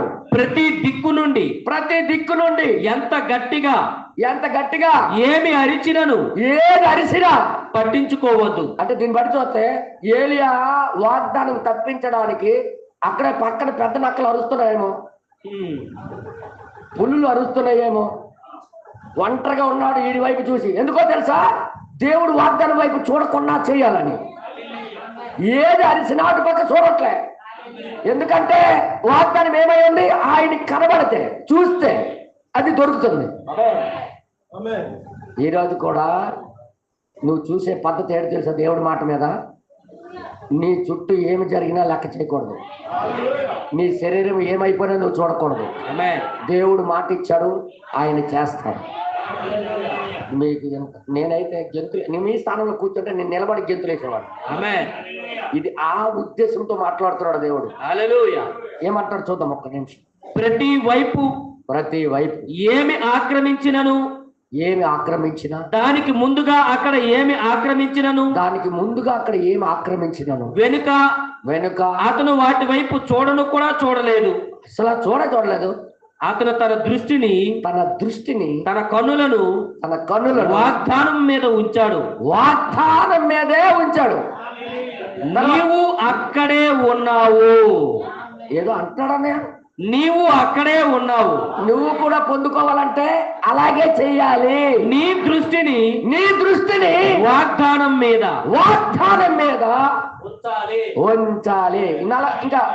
ఇంకా సహోదరి స్టైలర్ చూడండి, అక్కడ జరిగిన సంఘటన చెప్తున్నాడు. వేరొక రాత్రి మేము దర్శించిన ఆ స్త్రీ గురించి నేను ఆలోచిస్తున్నాను. స్టైలర్ అనే ఒక సిస్టర్ గారికి బాగోలేదు, హాస్పిటల్లో జాయిన్ చేశారు. ఆమె గురించి చెప్తున్నాడు ఇప్పుడు. మరియు ఆమె ఎంతగా పాడైపోయిందోనని వైద్యుడు తనకు చెప్పాడు. పూర్తిగా చెప్పాడు. వైద్యుడు ఏం చెప్పాడంటే, పరిశీలించి ఈమె పూర్తిగా పాడైపోయింది, మరియు బాగవదు, ఇక్కడ వేస్ట్, మందులు ఎక్కించడం వేస్ట్ అని చెప్పేశాడు డాక్టర్. అయితే మరియు ఆమెకు ఎన్నడూ చెప్పలేదు. ఆమెకు ప్రియమైన వారికి చెప్పాడు, ఆయనకి దగ్గర ఉన్న వాళ్ళకి చెప్పాడు. మరియు ఆమె ఎల్లప్పటికీ తిరిగి కోలుకోవటం ఎంతో అసాధ్యమని చెప్పాడు. అయితే ఇప్పుడు సహోదరుడా, ఆమె యొక్క అల్లుడు దాని గురించి నన్ను అడిగాడు. ఆయన అల్లుడు వచ్చి ఆమె గురించి అడిగాడు. అయితే నేను చెప్పాను ఆమె తన దృష్టిని వాగ్దానం మీద ఉంచినట్లయితే, ఏమని అడిగినా ఆమె దృష్టి దేవుడు వాగ్దానం మీద గాని ఉంచితే అక్కడ ఏమి ఆక్రమించుకున్నాను, అది ఏమి జరిగిన అక్కడ అది లెక్క కాదు, అది లెక్కలోకి రాదు. నీ దృష్టిని వాగ్దానం మీద ఉంచుము. నీ దృష్టి వాగ్దానం మీద ఉంచితే ఏం జరుగుతుందో తెలుసా? అక్కడ ఏమి జరిగినా లెక్కలోకి రాదు. మీకు నేను ఎలా చెప్పను ఇంకో వాక్యం, నాకు చాలా బాధ అనిపిస్తున్నారా. మీరు ఏ వర్తమానం ఏ ఉద్దేశంతో చెప్పబడుతుందో అది కానీ మీరు పట్టుకోకపోతే 100 సంవత్సరాలు ఇక్కడికి వచ్చినా ప్రయోజనం ఏమి ఉండదు. అసలు తాళపు చెవి పట్టుకోవాలి. ఫస్ట్ మీరు ఉద్దేశాన్ని పట్టుకోవాలి. వర్తమానం ఏ ఉద్దేశంతో చెప్తున్నారని. తర్వాత ఇంక రాయబడింది. కొద్ది వారాల క్రితం సహోదరి మరియు సహోదరుడు ఊటి ఇక్కడ ఉన్నారు. మా యొక్క ఇద్దరు చిన్ననాటి స్నేహితులు, ఇక్కడ సంఘములో ఉన్నారు. నా స్నేహితులైన లియో మరియు జీనేలతో నేను మిచిగాన్ లో ఉన్నాను. మేము చికాగోకు కూటములను వదిలి మరియు వారిలోని కొంతమంది ప్రజల దగ్గరకు మరో 2 దినములలో మేము జింకలను వేటాడుటకు విల్లు మరియు బాణములతో వెళ్తున్నాం. మరియు నా మార్గములో వెనుకకు వస్తుండగా నా భార్య నన్ను పట్టుకుని ఏమంటారు? మరియు ఆమె ఇలా, శ్రీమతి వుడ్ యొక్క తల్లి కొరకు ప్రార్థన చేయము. వుడ్ యొక్క తల్లి బాగోలేదు, మీరు ప్రార్థన చేయండి అని అన్నదట ఆవిడ. ఒక క్యాన్సర్ ఆమె ముఖమును తినివేస్తున్నది. క్యాన్సర్ ఒకటి తినేస్తుంది పట్టుకొని. మరియు ఇలా అన్నది. ఏమన్నది? సహోదరి వుడ్ అంతగా భయపడితే నేను ఎన్నడూ చూసి ఉండలేదు. వుడ్ సహోదరి అంతగా భయపడుతుందంటే క్యాన్సర్ తినేస్తుంది ఆమెకి. ఆమె క్యాన్సర్ ప్రతి ఒక్కరు భయపడతారు లేదు క్యాన్సర్ దగ్గర. తన ముఖాన్ని తినేస్తుంది పట్టుకొని. తన కోసం ప్రార్థన చేయండి అని ఈ అమ్మ అన్నది. ఈయన ఏం చేశాడు? వెళ్ళి ఆ అమ్మకి హాస్పిటల్ జాయిన్ చేశారు. ఈయన వెళ్ళి ఆమె దగ్గరికి వెళ్ళి ప్రార్థన చేసి, 1 నిమిషం ఆమె గురించి ప్రార్థన చేయొచ్చు అని అడిగాడు. లోనికి వెళ్ళి ప్రార్థన చేయగానే ఏమనుకుంటున్నాడు దేవుడికి? ప్రభా, దర్శనం ఏంటి చూపించవా ఈమె గురుండి, బాగా వద్దో లేదో అంటే దేవుడు ఏమన్నాడు తెలుసా? ఇదికి ముందే నీకు వాగ్దానం ఇచ్చాడు, మాట ఇచ్చాడు. నీ ముందు క్యాన్సర్ కూడా నిలబడదు. నీ ముందు క్యాన్సర్ కూడా ఎవరిచ్చారు మాట? దేవుడే. ఇప్పుడు ఆయన ఇంకా దర్శనం గురించి అడగక్కర్లే, దేవుడు మాట ఇచ్చాడు కాబట్టి సహోదరి నువ్వు బాగైపోతే భయపడకు అని చెప్పాలి వదిలి. కానీ ఇంటికి వెళ్ళి మీరు చదవండి, ఈ నెల దర్శనం కోసం ఎదురు చూస్తున్నాడు. అప్పుడు ప్రేరేపణ వచ్చింది, దర్శనం గురించి నువ్వు ఎందుకు అడుగుతున్నావు? నువ్వు మాట ఇచ్చాను కదా, నేను వాగ్దానం ఇచ్చాను కదా. వాగ్దానం మీద ఆనుకోవడం మనిషి దర్శనం గురించి ఎదుగుతావేంటి అయ్యా? బ్రదర్, దేవుడు ఏదైనా వాగ్దానం ఇస్తే, దేవుడు ఏదైనా మాట ఇస్తే మనమే దర్శనాలు కళల కోసం చూడక్కర్లే. నేనేం మాట్లాడుతున్నా అర్థమైందా? అర్థమవుతుందా? బైబిల్లో ఏ వాక్యం చదివినా అది ఆమేన్, అది జరిగి తీరుతుంది అంతే. అది ఎంత పెద్ద ప్రమాదం అవనే దేవుడు దానికి చేసి చూసుకుంటాడు. అలాగ నమ్మి తీరాలి మనం. హల్లెలూయా. మీ తలంపులు అటు ఇటు వెళ్ళనివ్వకుండా దేవుడే కాపాడాలి. తర్వాత ఇంకా కిందకి రాయబడి చదవండి. తీసావా, మార్చావా? సహోదరి వుడ్ తన కుమారుడిని దేవుడు కుంటికాల నుండి స్వస్థపరిచిన దగ్గర నుండి, తన కుంటికాలు కూడా బాగు చేశాడంటే ఓకే, మరియు ఆమెను టీబీ నుండి స్వస్థపరిచినప్పటి నుండి, టీబీ నుండి కూడా బాగు చేశాడా? మరియు మొదలైన వాటి నుండి ఆమె ఎల్లప్పుడూ విశ్వాసమునకు అధిక ప్రాధాన్యత ఇస్తుంది. విశ్వాసానికి అధిక ప్రాధాన్యత ఇస్తుంది. అయితే కానీ ఆమె ఇప్పుడు కిందకు దింపబడింది. ఇప్పుడు కిందకు తిప్పబడిపోయింది. ఆ రాత్రి మేము అక్కడున్న ఆ గదిలో ప్రార్థన చేశాము. లోపలికి వస్తూ శ్రీమతి వుడ్ ఇలా అన్నది, ఏమని? బ్రదర్ బ్రహ్నాం, మనము మీదకు వెళదాం. మరియు మేము ఆమె తల్లి దగ్గరకు వెళ్ళాము. అది లూయిస్విల్ లో ఉన్నది. అవును. మరియు ఆమెకు తన ముక్కుకు ప్రక్కన క్యాన్సర్ ఉన్నది. ఈ పక్కన క్యాన్సర్ ఉందన్నమాట. అయితే మరియు ఆ డాక్టర్ దాన్ని అటు ఇటు రుద్దాడు. ఆమె కన్ను దగ్గర నుండి అంగుళములో 8వ వంతు దగ్గరలో అది ఆమె ముక్కు పక్కన చిన్న వృత్తం వలె చిందరవందరగా అయ్యింది. ఓకే. కేవలం అక్కడ ఎముక మాత్రమే ఉన్నది. అది ఎంత వేగముగా తినగలదో అంత వేగముగా అది దాన్ని తినుచున్నది. క్యాన్సర్ తినేస్తుంది అనమాట ఆమెకి. అయితే నేను ఆ గదిలోనికి వెళ్లి మోకాళ్ళ మీద కూర్చొని నేను చెప్పాను. ఆయన ఏమని చెప్తున్నాడు? నేను ఆమెతో ఒంటరిగా మాట్లాడాలని కోరుకుంటున్నాను. మరి నేను ఆ గదిలోకి ఆమెతో ప్రార్థన చేయుటకు వెళ్ళాడు. వెళ్ళిన తర్వాత మరియు ఆ గదిలో ఉండగా నేను ఆలోచించాను. ఓ దేవా, నీవు నాకు కేవలం దర్శనములో ఆమెకు ఏం జరుగుపోతున్నదో చూపిస్తున్నట్లు అయితే ఏమడుగుతున్నాడు దేవుడికి? చెప్పండి. రివర్స్ నేను అడుగుతున్నానని చెప్తే మీరు ఇక్కడ ఉన్నారని నాకు అర్థమవుతుంది. లేకపోతే అక్కడికి వెళ్ళిపోయారు మీరు రాగం లోపలికి. మీరు ఇక్కడ ఉన్నారో కదా నాకు ఎలా తెలుస్తుంది? నేను అడిగింది అడిగి చెప్పండి. ఏం మాంసం కూర వండిసి ఎంత పెట్టేసి వచ్చారా ఏట? మాంసం కూర అయినా లాగేద్ది ఇక్కడ నుండి మనసు ఇక్కడ కూర్చొనేవారు. వినండి, ఇక్కడే ఉన్నారు లేదా నేను అడుగుతుంటే సమాధానం చెప్పండి. ఇక్కడ ఏమంటాడంటే, ప్రభువా నాకు దర్శనం చూపించు, ఈమె ఏంటి ఈ సంగతి ఏంటో నాకు చెప్పు ప్రభువా అంటున్నాడు ఈయన. తర్వాత ఇంకేమంటాడు? శ్రీ మరియు శ్రీమతి వుడ్ దర్శనం ఏం చెబుతుందో అని బయట ఎదురు చూస్తున్నారు. లోపల దర్శనం ఏం చెప్తుందో అనుకుని ఎదురు చూస్తున్నారు వాళ్ళు. కానీ నేను అక్కడ ఉండగా నేను నిషేధించబడ్డాను. ఏంటదే? దేవుడు తిరస్కరించాడా? ఒక దర్శనం కొరకు ఎదురు చూస్తున్నకు ఒక దర్శనం కోసం నువ్వు అడుగుతున్నావేట్రా? నేను నిషేధించబడ్డాను. దర్శనం కోసం దేవుడు అంగీకరించలే. దర్శనం ఎందుకు నీకు? వాగ్దానం ఇచ్చిన తర్వాత దర్శనం ఎందుకయ్యా? వాగ్దానం ఇచ్చిన తర్వాత ఆ వాగ్దానం ఇచ్చిన వాడు నమ్మదగినోడు. ఆ వాగ్దానం ఇచ్చినప్పుడే నేను నెరవేర్చగలనో లేదా ఆయనకు తెలుసు. ఆయన ఆలోచించే ఇస్తాడు వాగ్దానం. మన ముఖ్యమంత్రులాగా పుసుకు ఇచ్చినోడు కాదు ఆయన. మాటలు ఆయన ముందే చేయగలడో లేదో తెలిసే చెప్తాడు ఆయన. అర్థమైందా? ఊనండి ఆగనండి. ఈయన ఇప్పుడు ఏమంటున్నాడు? దర్శనం అడుగుతున్నాడు. నేను వాగ్దానం ఇచ్చేది దర్శనం అడుగుతున్నావు ఏంటి అని దేవుడు ఏమన్నాడు? తిరస్కరించాడు ఆ మాటకి. దేవుడు నీ మాట విని నేను అన్నాడు. తర్వాత ఇక్కడ ఏమంటాడు? ఏదో వెనుకటిది గుర్తు చేస్తున్నట్లుగా అనిపించింది. ఆయన మనసు తెరవబడి వెనకాలది గుర్తు చేస్తుంది. ఏంటది? అది పిలుపు కాదు. ఆయన పిలిపే నీ ముందు క్యాన్సరు నిలబడదు. మాట ఇచ్చింది ఎవరు? దేవుడు. ఇప్పుడు ఆ మాట నిలబెట్టుకోవాల్సింది ఎవరు? దేవుడు.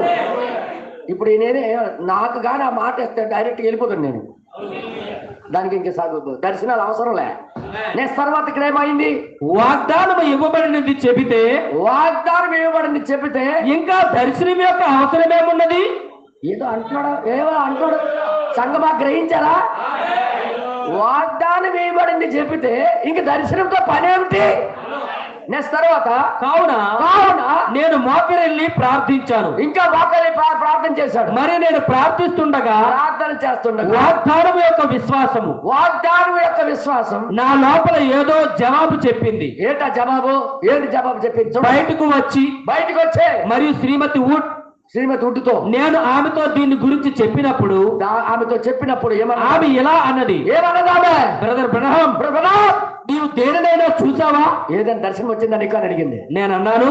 ఆయన ఏమన్నాడంటే, నేను ఖచ్చితంగా ఏది చూడలేదు, కానీ ఆయన వాగ్దానం నిజమని ఏదో నాకు చెప్పినట్లుగా నేను అనుభూతి చెందాను. వాగ్దానం నాకు చెప్పాడు. ఎవరైనా టిఫిన్ షాప్ లో నీకు బిల్లు కట్టేసిన తర్వాత ఆ వాండ దగ్గరికి ఏమండి నేను తినొచ్చా అని అడుగుతారు. బిల్లు ఇచ్చేసాడు కాబట్టి అలా పూరే, అలా ఇడ్లే, ఆ చట్నీ కూర ఎంత అధికారం వచ్చేది నీకు? బిల్లు చెల్లించిన తర్వాత నువ్వు ఇంకేమో ఎవరికి సలహాలు సూత్రాలు అడగక్కర్లే. ఏమండి నేను తినొచ్చా? దేవుడే మాట ఇచ్చేశాడు. ఇంకా దర్శనం అడుగుతున్నాడు ఈయన. దేవుడు దాన్ని అంగీకరించలేదు. తర్వాత ఏమంటాడు? ఇంకా మరియు ఆయన దాన్ని చేయబోచున్నాడు మరియు ఆయన దాన్ని చేయబోచున్నాడని తీసివేయబోతున్నాడు అని నేను నమ్ముచున్నాను అని చెప్పాడు. అప్పుడు వచ్చింది గుర్తు ఆయనకి.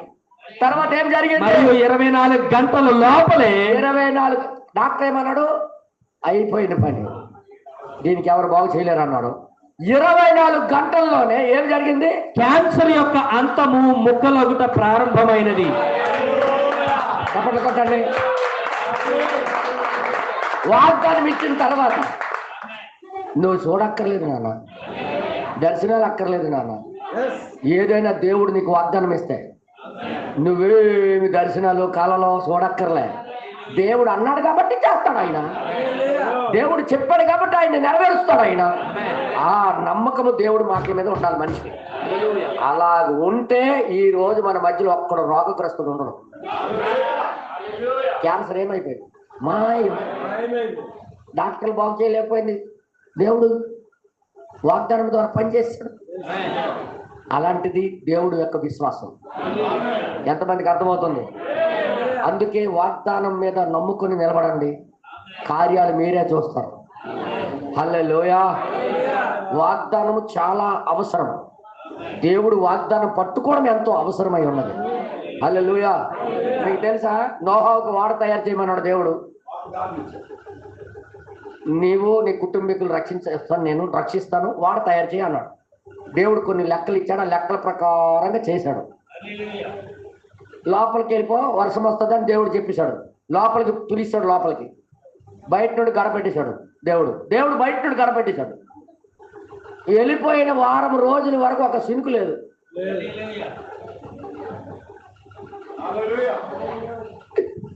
ఊరులందరికి వచ్చిన వాళ్ళందరికీ ఏం చెప్పాడు? పెద్ద వర్షం రాబోతుంది, మొత్తం లోకమంతా ముంచిపోతుంది, ఈ ఓడలో దూరినోడే బతుకుతాడు, నాకు దేవుడు చెప్పాడు, మీరు కూడా ఇందులోకి రండి అని పిలిచాడు ఆయన. వాళ్ళందరూ వర్షమా ఒక పలకారు నువ్వు చెప్పడం అనుకుని ఎగతాలు చేశారు. లాస్ట్కి ఓడ తయారు చేసిన తర్వాత అందులో దూరిన తర్వాత బయట నుండి గడపెట్టాడు దేవుడు. బయట నుండి గడపెట్టిన తర్వాత వారం రోజుల వరకు వర్షం లేదు. లోపల ఆవిడ అంటుంది వచ్చి, ఏమండి నువ్వేంటి అనుకోపోసిన మాట అంటాను, వర్షం వస్తుందన్నావు ఫస్ట్ రోజు, ఏ సినుకు లేదు.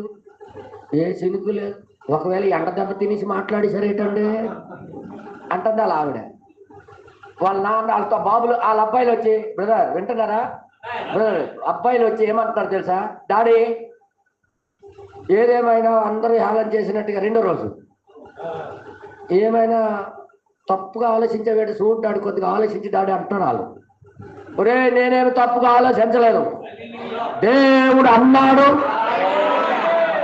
దేవుడు అన్నాడు, అది జరుగుద్ది. ఆయన మాట ఎప్పుడు విఫలము కాదు. అలాగా చూస్తున్నాడు అన్నాడు. 2 రోజులు అయిపోయింది, 3 రోజులు అయిపోయింది. కోడళ్ళు ఊరుకుంటారా? ఇలాగ వాళ్ళ ఆయనకి పొడిచి, నువ్వు ఒక పిచ్చోడివి, మీ నాన్న ఒక పిచ్చోడు, మాకేమో ఇందులో బంధించడానికి తెచ్చాం. ఏటి కంపు, అవతల పక్షులు, ఇతల పశువులు, గుర్రములు, గాడిదలు, నక్కలు, కుక్కలు అందులోనే ఉన్నాయి అన్నీ. గబ్బు కప్పు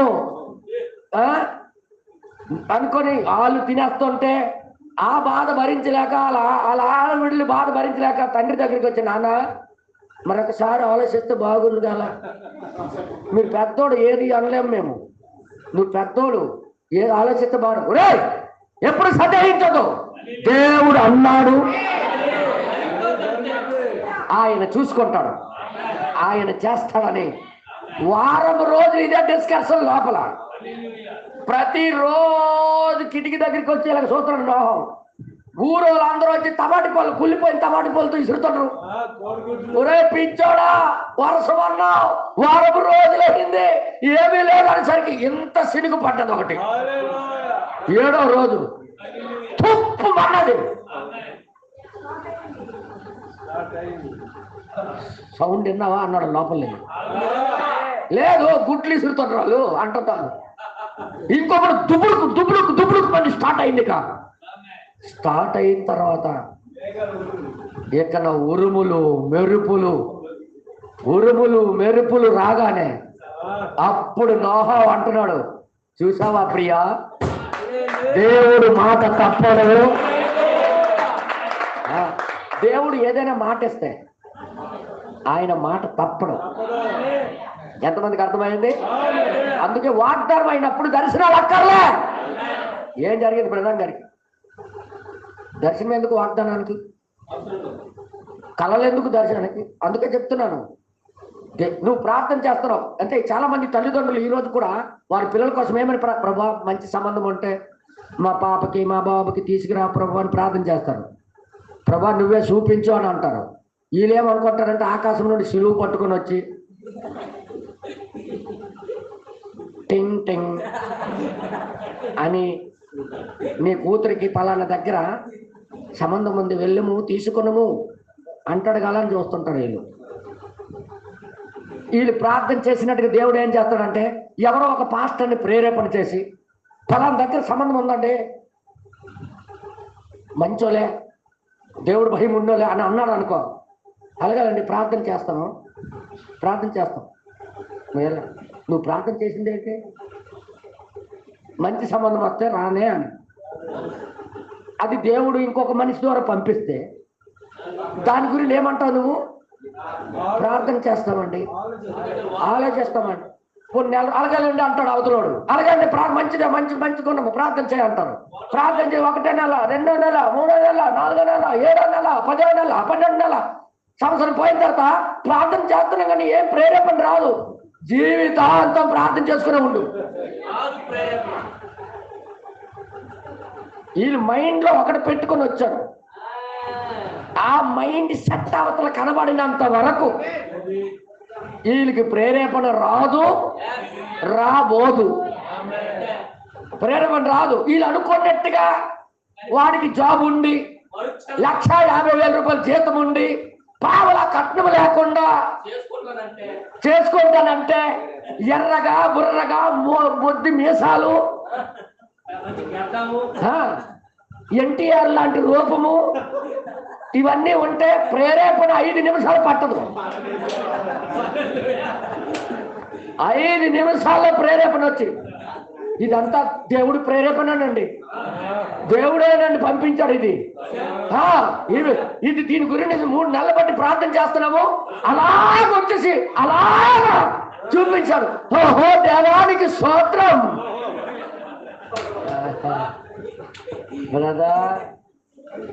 దేవుడు వాగ్దానాలకి కలలెందుకయ్యా? దేవుడు వాగ్దానాలకి దర్శనాలు ఎందుకయ్యా? దానికి నమ్మి సాగి ముందుకు వెళ్ళిపోవాలి. సంగమా గ్రహించారా? ఎలీషా దానికోసము ఎన్ని సౌండ్లు వచ్చినా వెళ్ళా, వాగ్దానం మీద దృష్టి పెట్టి నిలబడ్డాడు. ఆ రెండంతుల ఆత్మ పొందుకున్నాడు. అందుకే ఆయన జరగలేదు.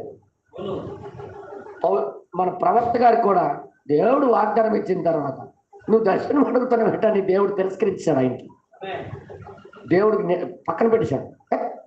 వాగ్దానం మీద ఆనుకోవడం మనిషి దర్శనాలు అడుగుతావు నువ్వు. నీకు ఇచ్చిన మాట అది. గ్రీన్స్విల్ ఇండియానికి వచ్చి నీకు చెప్పింది అది. నీ ముందు క్యాన్సర్ నిలబడదు, మరణం సైతం కూడా నీ ముందు నిలబడతావు. నీకు నేను తోడుగా ఉంటానని చెప్తే, నీకు నమ్ముకొని వాళ్ళు అడిగితే నువ్వు దర్శనాలు అడుగుతావు. ఎలా బాగా అయిపోయిందని చెప్పు, బాగా అయిపోయిందని చెప్పు అంటే డాక్టర్ తెలిసి నా కేసుకి వెళ్ళి అమ్మా వాగ్దానం వైపు చూడనగానే నేను ఆమెను అంటున్నాను బ్రదర్ అనగానే అయిపోయి. ఎంతమందికి అర్థమవుతుంది బ్రదర్? నేను అందుకు అంటున్నా, పెళ్లి సంబంధాలు చూసిన యవనస్తులారా, ప్రార్థన చేసేటప్పుడు దేవుడు వాగ్దానం మీద ఆనుకోండి. నువ్వు వాక్యం మీద ఆనుకుంటే నీకు వాక్యానుసారమైన భార్య దొరుకుద్ది. నీ సొంత జ్ఞానం మీద నువ్వు ఆనుకుంటే తన సొంత జ్ఞానం మీద ఆనుకునే స్త్రీయే వస్తుంది. అప్పుడు ఫైటింగ్ ఉంటుంది కదా ఒకలాగా, ఎలాగలాగా ప్రతిరోజు ఫైటింగే, ప్రతిరోజు ఫైటింగే. నువ్వు తూర్పుకి వెళ్తానంటే ఆమె పడమరికి వెళ్తానంట. అర్థమైందా? నువ్వేమో వాళ్ళు అక్కడికి వెళ్దామంటే లేదు మా అమ్మాళ్ళ ఇంటికి వెళ్దామంటది. అప్పుడు ఉంటుంది కదా, గొప్పగా ఉంటుంది ఫైటింగ్. అందుకే సంగమా మనం ఆధారపడవలసింది ఏంటి? దేవుడి యొక్క వాగ్దానం మీద. వాగ్దానం మీద నిలబడితే దేవుడు చూసుకుంటాడు. హల్లెలూయా, హల్లెలూయా. అసలు మనసులో ఏముందో తెలుసా? వేరేది ఉండి ప్రార్థన చేస్తుంటారు. అది కానీ రాకపోతే ప్రేరేపణ రాదు, కదలికలు రాదు. అసలు ఏటేటో అంటాడు. అవతలోడు నల్లగా ఉన్నాడు అనుకో, అది గుర్తుండదు అనుకో, నో చాయిస్, ఏ ప్రేరేపణ రాదు. ఒకవేళ పట్టబుర్రాడు అనుకో, ప్రార్థన చేస్తున్నాం ఇంకా ఎదురు చూస్తాం. అదే జుట్టు ఫుల్గా ఉండుంటే, అవతలోడు 1,50,000 జీతం అయితే, ఆయన హీరోలాగా ఉంటుంటే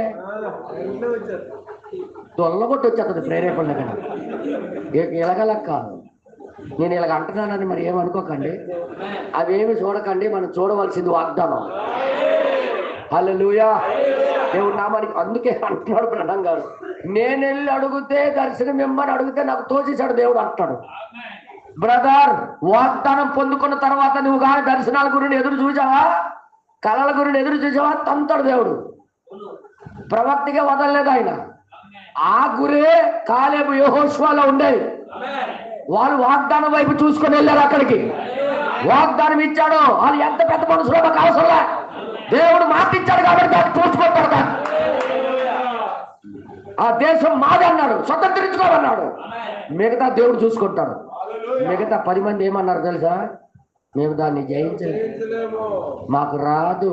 అందుకంటున్నా, పరిశుద్ధ ఆత్మ ప్రతి ఒక్కరికి ఎదురు చూసేవాడు అందరికి కూడా దొరుకుతుంది.